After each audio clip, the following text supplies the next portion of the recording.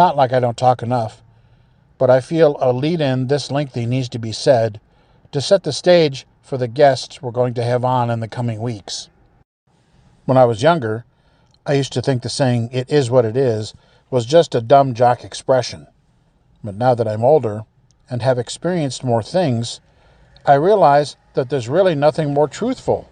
But I guess we could amend that a little bit to say it is what it was, or was what it is. Whatever. Technology is wonderful, but in certain places it can be harmful. Now, I'm not picking on AI necessarily, but I believe in content creation. It could be extremely dangerous. Because what are folks doing? They do a search, it finds some bit of information on a certain topic, and then regurgitates it. But what if that information is not correct? I guess the bigger question is, why do they do that? Perhaps because the shows before generated thousands of views. So if misinformation can result in that, I should be counting on upwards of 1 million eyes, shouldn't I?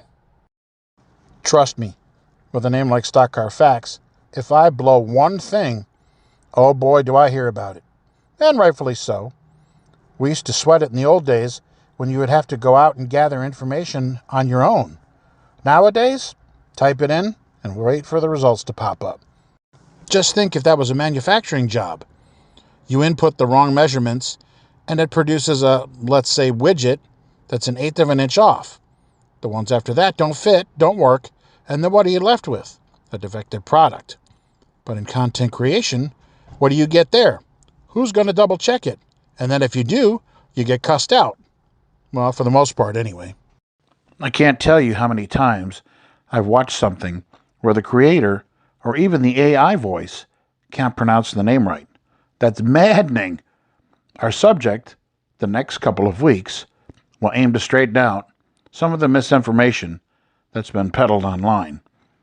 The late car owner, James Jim JD Stacy, has been called many things, but I feel the reason for that is just parrots copying what they've heard. Was he an angel? Of course not. But if you got 5 seconds to spare, show me someone in any garage area who is. We'll go over some of the finer points that have been brought forward, and we'll talk to people who knew him and worked for him and thought the world of him. I met him in 1981 and found him to be very passionate, kind, and intelligent. And speaking of those people that worked for them, today on the program, we'll have Mark Wright and Steve Crow, two individuals that were with Mr. Stacy and Mr. Robert Booby Harrington. Both of the latter remained lifelong friends up until the day each passed away in 2015 and 16, respectively. Mark and Steve then will share their experiences, their friendships, and work memories with both men. Thank you, folks, for tuning into Stock Car Facts. And as I tell folks, we are AI free here because we know how to pronounce names, and AI usually doesn't. And this interview topic and this interview section has been a labor of love for me the last couple of years. Now, this guy right here, I love this guy. This guy right here I just met. But at the end, I know I'm going to love them both. As you're looking at him in the blue denim, this is Mark Wright. Say hi, folks. And this is Steve Crow on the other side. And the reason I have these gentlemen on is that I want to, they say there's no such thing as you can't have bias in the media. There is no such thing as non-biased media. A bias is always going to show. But if it's the truth, that's fine. I side with what I feel is the truth, not my truth, but the truth. And I got these gentlemen on this segment of the broadcast to present their time with Mr. Booby Harrington, Robert Harrington, and a lot of fans know him as Booby. His name is Robert Harrington, and Mr. Jim J.D. Stacy. And we're going to dispel a lot of the myths that you hear. Now, hardly anybody knew Mr. Robert Harrington, but a lot of people have heard the lies and the nonsense about Mr. Stacy. And so I'm going to talk to these gentlemen about their time, well, first in racing and working with those two, I would say, icons of the sport. Would you say that's true? A lot of people that are in the 90s now, before the sport exploded in the 90s, the sport was just catching on, and they was just starting to escape the southeast and heading up into the north and the west, and that's where you guys were at. In the 90s, you guys, I don't believe, were involved too much anymore in racing, but you saw it take off. Mr. Robert was still in the sport in the 90s, and then in the 2000s, I mean, it was just next level, and I think it passed us on because it was so hard to relate, at least to me. I am still involved in it, but I'm on the ARCA side now, where you can still talk to people in the garage area, and you can relate to people and have conversations. Where in the other side, it's almost like robots, I would say. But anyway, I got my soapbox here and get to the focus of you guys. Maybe get a little bit of background about your stuff. I'm going to start with Mr. Mark, because that's the way we read in this country, left to right, at least on my screen. So, Mr. Mark, if you wouldn't mind telling us about your background. I just started to work for Booby in the last of 82, keeping the shop up whenever they moved from the old Rod Austin shop up here. And I done that and kept his rental property up. And I worked on the race cars some, not a whole lot, but I did some. And I got to meet Jim through Robert, and Jim was a heck of a nice guy. And I loved every minute of it, especially working with Robert. Mr. Crow. Mm-hmm. Where was your start? I started in probably about 79 or 80. Worked in the mill. And who didn't around here? I used to help Booby in Kannapolis. on the dirt track in Concord. Oh, you're going way back now. And then wow. whenever he went to Harry Hyde working back in the 70s, then I think he started moving a race shop over here in 80. Mm-hmm. And then I started working for Booby full time and probably in 80, 81. Yeah. Now, why did Mr. Robert move the shop over here? What was wrong with the place over in, I believe it was Statesville, I think, or it's in Charlotte. Charlotte, okay. Yeah, but again, I think they had a falling out or something where they was at before with JD and the previous crew chief or whatever, and they just moved everything over here. So something a little more stable, something more they Right. could control. Yeah. And that seemed to be a staple of the both of them. They wanted to kind of control their own destiny, I would think, because Mr. Stacy, he was a hardworking man, spent a lot of money, but he wanted to see a return on that investment, and didn't want to kind of, I would say, lean on others and go, okay, I played this game before. I'm in the coal mining business, and you get what on a lot in that. I'm not going to have it happen here as well. Would you say that was probably part of it? Yep. Yeah. I would say Mr. Robert was extremely loyal to Mr. Stacy and vice versa. I think he was, and really loyal to him. Yeah. Main thing they was friends. Yeah. Right. They was friends. Right. Yeah. Yeah, They loyal to one another, but they was friends. it seems most pictures I see of either one of them, and I'm sorry if I interrupt you guys. Sorry. No, I think I interrupted you. I'm sorry. I always get yelled at in the comments. Leave your quirks and stop talking so much. Sorry, folks. It seems like the pictures that Mark has sent me, tons of pictures of everybody. And most of the pictures I see of one, I see with the other. So they might as well have been Siamese twins. It seems like. What do you think was their common bond? Robert told me a long time ago, whenever he worked for K&K Insurance, and maybe you know this, Steve, I don't know, but he said that JD came up and just behind him, and Baby was cleaning in front of the car, and JD was standing there, and Robert, I said, "Who are you?" And he didn't tell him, and so he said, "Here, do this." So JD gave the driver some water, and come to find out he had bought the team. Is that about right, Steve? I think I've heard it like that before, yes. And I guess that got them real close together because He's not above. He's not going to act like he's above. Yeah, I'm not. I'm the guy who's going to pay the bills, and you're going to listen to me. Yeah. By God. JD didn't do that to people. No. So you were you there when Mr. Stacy purchased the team from Mr. Osterlin? You were not, right? Mm-hmm. Yeah. No. But were you? No, I wasn't there, but I was working here in the shop whenever he bought that team in Charlotte, the Osmond team. So you were there in the first purchase, though, Right. when he purchased from Mr. And then we moved over there in Osmond. Crosscut. Yeah. Okay. So what was the difference in the Nord Crosscut Harry Hyde shop versus now Mr. Harrington's shop Well, I mean, Harry was still there, but could you see things starting to evolve and change a little bit with the ownership side? Really, I don't know. I know whenever we bought the shop over here, Booby started doing stuff the way he wanted it done and stuff. And then when we moved the Osman shop over there in Charlotte, they had, I think, Dale Inman, he was the crew chief, and Doug Racker, and I think Jake even helped him some, Jake Elliott. Yeah, I think a little bit. And Joe Rubin driving the car. Joe, yeah. Well, Earnhardt drove the car when it first went there. Right, and then then Joe came in right after. Then Joe come in, yeah. What is your guys' opinion of why Dale left? Everybody's got their soapbox of, well, he didn't this and blah, blah, blah. And what would you guys say is the reason? I really don't know. You hear different stuff, but I really don't know. Yeah. Now, I heard people say, and that Dale tore up some of Mr. Stacy's stuff. And I remember at that August Bristol race, you know how the old Bristol pit road was. Mm-hmm. Guardrail faced out to the track, but inside you had the wood posts. Mm-hmm. Second race out for Childress, Earnhardt wipes that car out. I mean, wipes it out on pit road. I mean, and even Dale Earnhardt Jr. said, he said, Dad could be rude unnecessarily. I'm not talking out of school and putting people down. I'm saying what other people said, and he was tough on equipment. I would assume Mr. Stacy didn't like that. I wouldn't either. Right. Now, Joe Ruttman told me, I've interviewed Joe Ruttman on my show, and he had no problem. Mr. Stacy enjoyed driving for him, he said he didn't owe him a dime when he left.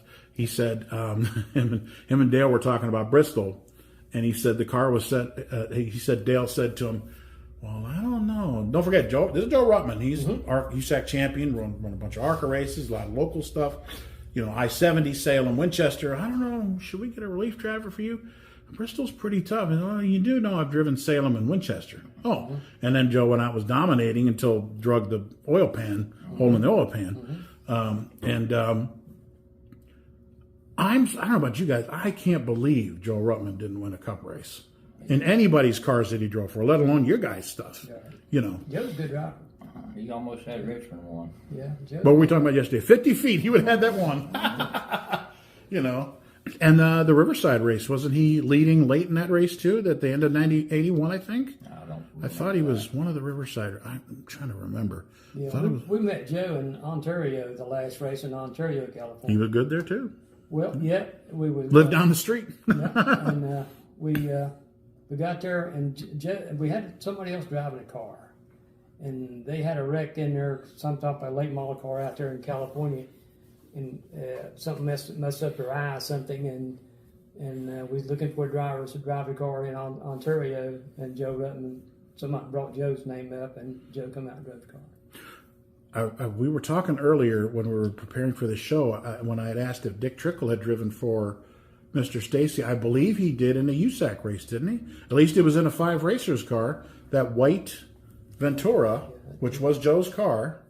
I believe they painted it white, put the number 5 on it. I believe it had 5 Racers on it, and I don't know who owned that car, but it was in Mr. Stacy's colors, and that was a USAC race at Milwaukee. And Joe still got that car today. Joe didn't keep any of his trophies. Yeah. Car doesn't have a motor, but it's in that paint job, with the pink and the black. So just a side note. So I think Dick did drive for him because Mr. Stacy didn't just enter cars in Cup. He entered him in USAC. He entered him in ARCA. He entered him in Rodney Combs and all his dirt track stuff. Good many years to Rodney Combs. Now, Rodney was a good driver. Yeah. Now, Rodney drove some in Talladega and all. Yeah. They had Talladega. Yeah. Now I don't know how much you guys know about this, but Mr. Stacy got famous for the coal mining business. Now, if I'm not mistaken, and let's give these kids a little bit of history, the coal mining business is a pretty cutthroat and ruthless business. So Mr. Stacy could have been quite a different man, couldn't he? If he let that affect him, because we've read the books and seen the stories, guys our age, you young gentlemen and me, the older guy, we've seen the movies.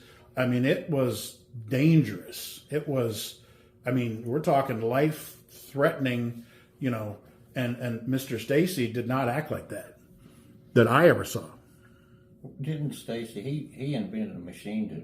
No, the machine come from Holland, I think. Yeah, and Jim was a salesman of them here in the States, and that's where Jim made his money back in the early '80s. That guy could sell ketchup popsicles to a guy in white gloves. Mr. Stacy could. But and I think it was in Kentucky, I believe, wasn't it? Yeah. Headquarters in Kentucky. I believe you're right. Or West Virginia. West Virginia. Okay. Yeah. And people are they get the timeline wrong. They found a bomb under his car. Well, for a coal miner, that doesn't surprise me. For a coal miner, I'm surprised it didn't go off, because, I mean, those were men. Those were not wimps. You got in the coal mining business, you were, tough as nails. So for him to come over to stock car racing, you had to be tough as nails in the 70s and 80s as well. So something like that. Were you around when that happened, when they found the bomb in the car? Were you still on the team? Or no, that's probably in about 78, 79. It was 79. I wasn't around then. So you weren't around for the team with Neil Bonnet either? Or no, whenever they first came here, Neil Bonnet was still driving the car for Harry Hyde and Jim. And then I don't think Neil ever drove a car out of his shop. I don't think so.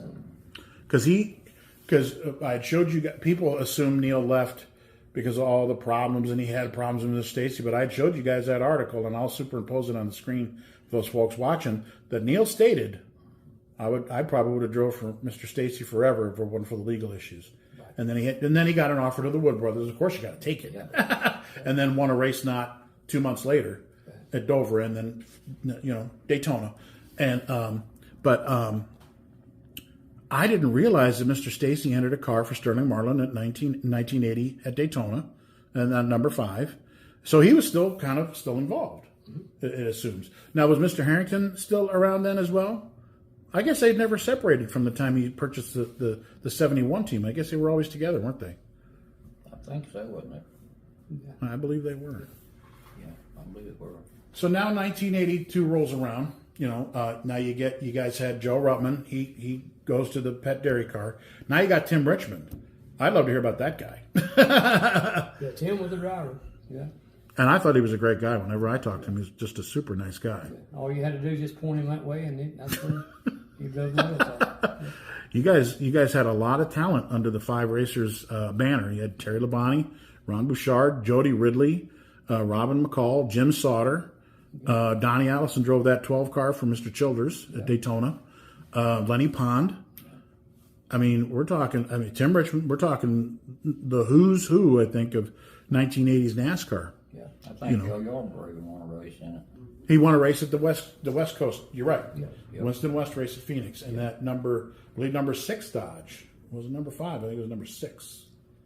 It was 5 or 6. I don't remember, but I remember it. So we come to the end of 82. Dale Inman, he had told me when I talked to me in interviews, he said, Billy Hagan was working pretty hard on him. Mm-hmm. So then, now Mr. Robert takes over as crew chief. And now you guys bring in Mark Martin. Mm-hmm. And Mark Martin wasn't the Mark Martin that we know today. No. But you could see the talent, Yeah. And I believe he finished 3rd at Darlington in the April race, I believe. I think. Yeah.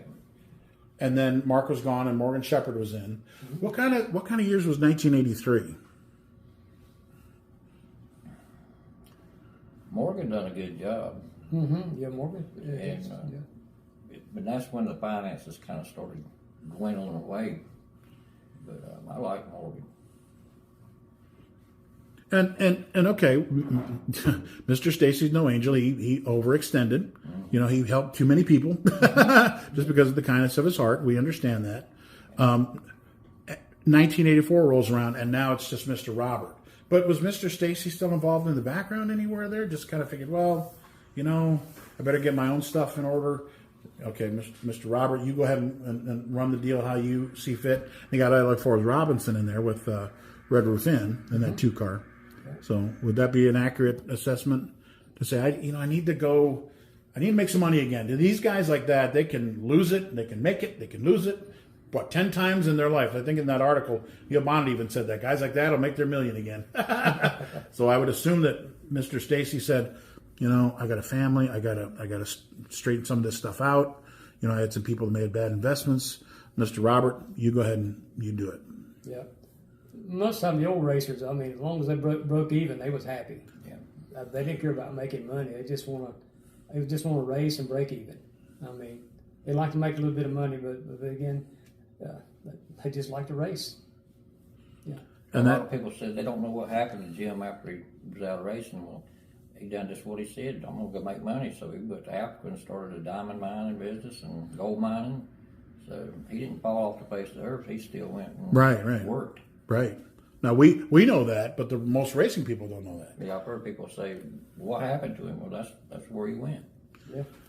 So, Mr. Roberts trying to run that 2 team, and I've told people, when you start seeing those trucks with wheels on the side pull in, boy, I wish I'd have thought of that. And when he started his wheel company, and what a brilliant idea. Now everything is, they take it, the pit carts and the crash carts and the gas cans and whatever. Now another company does that for him. But Mr. Robert was the trendsetter and started out with the wheels. Yep. Maybe you guys talk about that a little bit. The first person he had for the wheels was Brett Bodine for the 26 car. Okay. And he built a little trailer enclosed. He went to Bristol and picked the tires up and come back. And I was sitting out here at the shop waiting on him and got back, and me and him and a few more guys broke the tires down and got them ready, washed the wheels, loaded them back up so he could go to the next race. And that's how it built from that. And he come back with a few more tires or a few more wheels, a few he more wheels. He just had to buy something bigger to get more machines. So, yeah. If I remember right, there was one time he had 3 semis on pit road collecting wheels. Yeah, if I'm not mistaken, all or the more. pit carts and crash carts, all that stuff. He even take motorcycles for Kyle Petty. Wow. Yeah. And I helped him with that for a long time. I heard that there was another company that basically, somebody always thinks they can do it better, and they come in and undercut you. Is that basically what happened to Mr. Robert? Yeah. I really don't know about the wheels. Yeah. So, was he still doing the wheels when he started helping L.W. Miller on the ARCA stuff? No, I don't think so. Whenever L.W. come down from Pennsylvania, he asked Robert to help him with his speedway cars and stuff to get him to going. And so he moved down here and brought the cars and bought some cars, and I was helping Robert with those cars for L.W.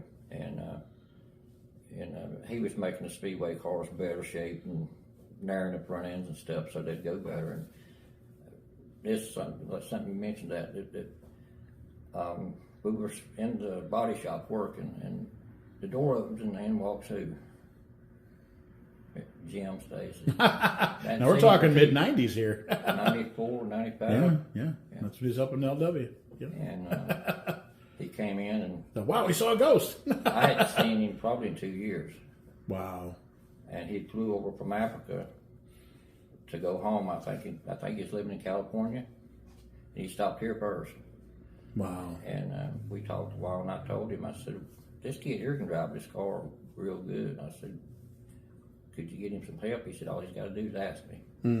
That's what he said to me and Robert Bud. But I don't guess LW ever asked. Guess he never asked. I don't remember seeing his name on the side of his car. No, I think he could have got him a sponsor, though. Yeah, or something, because Mr. Stacy, ACM, equipment sales, valve ring, the vitamins. Oh my goodness gracious, he had all sorts of names on all those cars. Pocahontas, the early the white Dodge way back then. Wow. Maybe you guys talk about these trophies, by the way, a little bit. This trophy over here says 1977 Richmond Fairgrounds. Now, you weren't on the team then, but you were, if I'm not mistaken, on the team. 77? No. No, okay. Yeah. Then we'll that was one behind you. That's June of 1982, Riverside Raceway, Budweiser 400. Yeah, I was there. Yeah. Maybe talk about that race a little bit. You guys like, oh my God, we're going to win a race.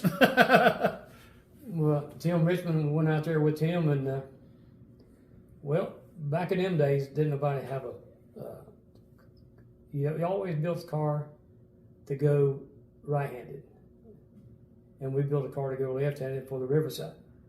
And we went. That was unheard of. And we went out there and we unloaded, and NASCAR didn't like it, and we sat on jack stands all day. Wouldn't let us off the jack stand until they legalized the car. Brother. And they finally legalized the car. They knew what was going to happen. Tim got on it. Tim got in it, and because it had never had one built like that before. But it was in specs. It was Sure. And so Tim would go out and qualify, and we practiced about 3 or 4 laps, and then Tim went out to qualify, and the whole garage area went up to watch Tim come through the S's. Tim come through the S's, that car went boop, boop, boop, boop, and he was gone. And he sat on the pole. I mean, Tim was a good driver. Yeah. And he had, just point Tim which way you want to go, and he would go. Now, was that your first Cup win? Yeah. So talk about how that felt. You got some iconic names in victory lane there. Dale Inman and Mr. Stacy and Tim and Cliff Champion and I don't know if my buddy Jeff Collins was there yet, but Jeff, and yourself. Yeah, Jeff was probably there. Yeah. That must have been just loads of fun. I mean, because you know how Tim was in victory lane, and when he got a hold of a bottle of champagne, you know, there was not a dry person in that place. And then you guys went out to Riverside in November again and won that one. Mm-hmm. And were you actually there for that one? Yeah, they were on that one too. If I'm not mistaken, by then though, you guys kind of knew Tim was gone when this race was run, or no? I don't think so. Yeah, I don't think so. Yeah. So Tim puts on another clinic. You guys win this race. There's another, Cliff Champion has sent me some pictures of making sure that Dale doesn't run away from Tim spraying the champagne straight down his shirt. But so now you guys got to deal with the off season. Tim's leaving. What are you guys thinking then? It's like, what are we doing here? Yeah, I just left that in the front office. Yeah. Yeah. But you guys knew you were racing the next year, right? Oh, yeah. We knew he was going to race, but we didn't know who was going to drive the car. Did you guys go Mark who? But you guys had known from Mark from the year before in the Apache Stove car, I assume. You knew who that was. Yeah, Martin. Mark was a good driver. Yeah. Even though he wrecked at Daytona. Yeah. But after that, you could tell he was working things out. Yeah, Mark was learning. Yeah. He was just getting started. And it's like everybody else, it takes a while to get used to cars. Yeah. Sure. Yeah. And then you had Morgan Shepherd come in. Yeah. That had to have been a completely different style of driver working with. Yeah. Because Morgan knew what to do. He, like you said, he was used to the cars, and I'm not talking out of school here. When, the year before when he drove for Cliff Stewart, he'd had some issues with some of the crew guys and his crew chief. Did he have any issues with you guys? Who's this? Morgan Shepherd. When he drove for Cliff. No, you know what I'm talking about. Morgan good to work with. Yeah. Because you know what I'm talking about, right? About the summer of '81, Yeah. him and the team had a big falling out, very public, and he kind of ride hopped. Mm-hmm. So do you know why Mr. Stacy chose Morgan? I mean, most of these guys didn't come with money, not like today. Well, what Jim looked for, somebody to drive the car. Right. He was looking for a wheelman. Right. Yeah. And I wouldn't assume Morgan would have had money to come with, or I know Mark Martin didn't. Mm-hmm. Now Tim probably did because yeah. whether he paid or not, we just know that his dad was fairly well off. Mm-hmm. Now I don't know what Neil was, but he was already there when he bought the team the first time. Mm-hmm. And then Joe's family was pretty well off because of his brother.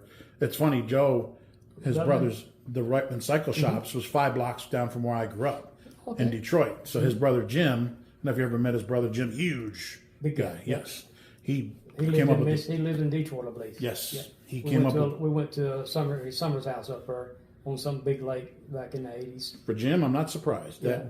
Joe told me once. He said he's the smartest one of the brothers because the rest of us went and raced, and he started a business and made his million, and because he put those mopeds together with the little whatever cycle engine. I'm not very mechanical, so I don't know what it was, but so Joe may have come with money, but near the end, Mark Martin and Morgan Shepherd were not coming with money, I don't think. Right. And so I guess he was just looking for that talent. Yeah. And like you said, Morgan didn't do half bad in that car. No, Morgan, good driver. Yeah. And then, like you guys say, he kind of, disappeared from the racing scene. But now let's fast forward to, the late '90s, early 2000s. Now I don't know if you guys happen to see Mr. Stacy since. I've seen plenty of pictures of Mr. Stacy at the tracks, and some of the most opinionated gentlemen, like Dale Inman, who I've spoken to, said he had no issues with Mr. Stacy. I interviewed Joe, no issues with Mr. Stacy. And you see photos. Now, who's one of the most opinionated drivers in the garage area? Bobby Allison. If Bobby Allison had a problem with somebody, darn well you'd have heard about it. But you see photos of Bobby and Mr. Stacy. They're smiling, got their arm around each other. You can see one of the photos of Mr. Stacy up in the condos at Charlotte. I don't know whose condo it was. Watching the races. He's got pictures with Richard Childress. He's got pictures with who else? Richard Childress. I forget who else. He's got pictures of Mr. Rainier. So he kind of disappeared, but he kind of didn't. So I don't understand where in the world everybody's got their judgment meter. This is how I see this person, this is how I see that person. Why do you guys think it is that the standard for judging one person that probably, ain't paid his bills either, isn't applied to Mr. Stacy? What's your guys' opinion on that? I mean, I've got mine, but you guys are around here because I want to hear yours. Like I said a while ago, I think it all started from the 70s. Yeah. I think it started the K&K deal, and it started downhill from there. But everybody that I know and talked to, Cliff Champion, and like you said, Joe Rutt, and all them, they all got their money. Benny Parsons got his money.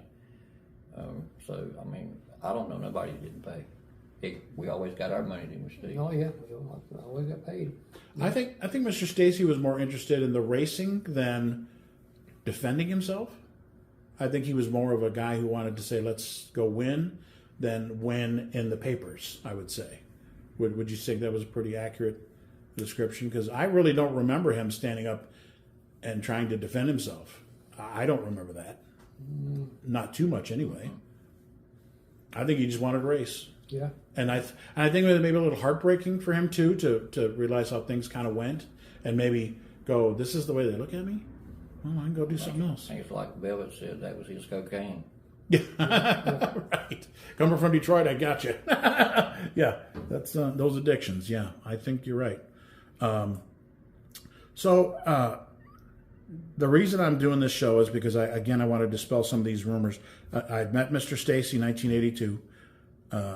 Always kind to me. I joke and tell people that the one year I didn't root for Richard Petty's when Robin McCall was driving, and that was 82. And you would think a guy that had his name on the side of 5 race cars would be like a flamboyant type of owner. Well, not that I ever saw at the track. Mr. State, I'm the same size now. I tell people I was half the man then and today, but anyway. Mr. Stacy always let me come in the garage. He didn't throw me out. I think Mr. Harrington was kind of looking at me like, what's that kid doing here? He ain't here. We're supposed to be here. But that's his job. But Mr. Stacy had no problem with me. Just stand back and watch what's going on. He had that big old stogie, that big old hat. But I think he, like you guys say, it was like his addiction, and it was like his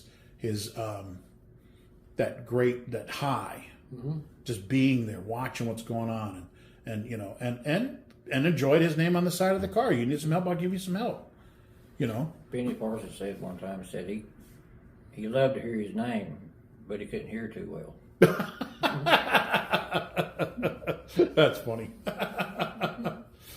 So, and wrapping things up, guys, do you have any final thoughts on, on Mr. Stacy, Mr. Harrington? Anything you can think of? Because I appreciate you guys coming. Yeah, not really. I mean, Jim's a good person to me. Yeah. And obviously Mr. Harrington, because you guys are employed by one and both for off and on for years. I worked for from last of 82 to 96 for Robert. Wow. But, And not just on race cars. no, I done a whole lot less of that than I did with the shop and other things like that. But I mean, he was like He's like a Renaissance man. To me. He could. He was good. He's a good man. And JD was too. Well, and Mr. Robert owns most of this block we're sitting on here, so he was a forward-thinking guy. I think I've never been here before. This is Crystal Harrington's place. She's let us come to, and I did a lap around the block, and I said, "Oh, this has got to be his stuff. All of this has got to be stuff." Oh, and the name Crystal Lane, that's got to be, or she, it had to be all of his, and so it seems like he was a forward-thinking. And then, unfortunately, I didn't get to know him well. Yeah. One thing about Booby was my friend. And he was more like my brother than my boss. Yeah, me and him got along good. We never had we known one another all our life. We never had any hard words with one another. And he was a really good person to me. He was to me too. Yeah. Well, gentlemen, I can't tell you how much I appreciate you being on the show. And folks, please like and subscribe. And I beg you guys, please, when you comment on the YouTube channel, because that helps the algorithms and helps me get paid. And that way Mr. Mark doesn't have to send me more money. I'm sorry. I didn't say that, did I? But again, folks, thanks for tuning in. And you guys, Mr. Steve, I've never met you before. And Mr. Mark, we finally met in person after, at least, a couple of years of corresponding on social media. And folks, you've got it from the ears of the mouths of the people, the eyes of the people that were there. And I'll end up with this story. Dale Inman told me a story, of Mr. Stacy bought the team from Rod Osterlund, and the first race is Daytona. And he said, Mr. Stacy and Tita, his wife at the time, invited them to go out to dinner. So they're all dressed up and all fancy, and they go to some fancy schmancy place in Daytona. And he said some top of some motel or whatever. And, you guys miss Tita, I'm sure, dressed beautifully, former actress in Hollywood. Look her up, folks. She's not on Wikipedia, but look her up. Tita Marcel. And Mark knows that name well. He's a big fan. And Dale said that him and Mary, his wife, were talking. Marie, geez, here I say, I pronounce names right and I mess it up, Mary. And he said that they were talking, and she saw Tita's huge diamond on her finger. And she says, "That's a beautiful ring. Is it real?" Dale said, "Oh, no, you didn't just ask her that, did you?" But anyway, I thought we'd end on a funny story like that. Anyway, gentlemen, thank you so much for being on the show. And folks, we'll see you next Tuesday. You want to get it straight from the horse's mouth? Well, we're going to do the next best thing. Next week, Tuesday at noon, we're going to have on Velvet Stacy, Mr. Stacy's daughter, and Mr. Harrington's daughter, Crystal Stacy. They're going to share their life experiences with their dad, and you're not going to want to miss what Velvet has to say and the offer she's going to put up on our show. Thanks for listening.